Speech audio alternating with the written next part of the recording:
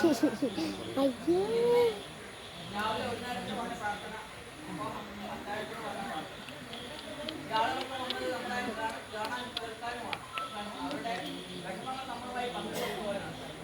നൂറ്റാണ്ടുകൾ പഴക്കമുള്ള ആചാരത്തെയും അടിസ്ഥാനത്തെയും വിശ്വാസത്തെയും നമ്മളുടെ പുനരാവിഷ്കരിക്കുക.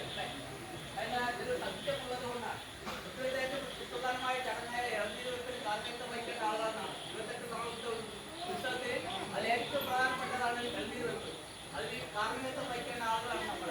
അതുകൊണ്ടാണ് ഇത് ദേവനത്തിൽ നേരിട്ട് പോകേണ്ട നമ്മളെടുത്ത് വന്നിട്ട് കാര്യങ്ങൾ പറയുന്നത്. അതുകൊണ്ട് ദേവനോട് ഏറ്റവും അടുത്തുള്ള സമയമാണ് നമ്മൾ. 2 മാസത്തെ 2 മാസം 4 മാസം 4 ദിവസത്തെ കഠിന വ്രതത്തിന്റെ ആളുകളാണ് നമ്മൾ. ആ വ്രതമാണ് നമ്മുടെ ശക്തി.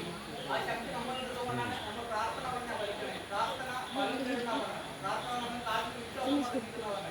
പ്രാർത്ഥന നമ്മൾ മുന്നോട്ടുള്ള പ്രയാണത്തിന് ഊർജ്ജം നൽകുന്നതാണ്. ആ പ്രാർത്ഥനകൾ പറയാനാണ് വന്നിട്ടുള്ളത്. ആ പ്രാർത്ഥന പ്രാർത്ഥിക്കാം. നമ്മളുടെ കുടുംബത്തിൽ എങ്ങനെ വിഷമം ഉണ്ടാവുമോ അവർ പറയുന്ന പ്രാർത്ഥനകൾ നമ്മുടെ കുടുംബത്തിലാവുമ്പോൾ എങ്ങനെയാണെന്ന് നമ്മളൊന്ന് സങ്കല്പിക്കാം.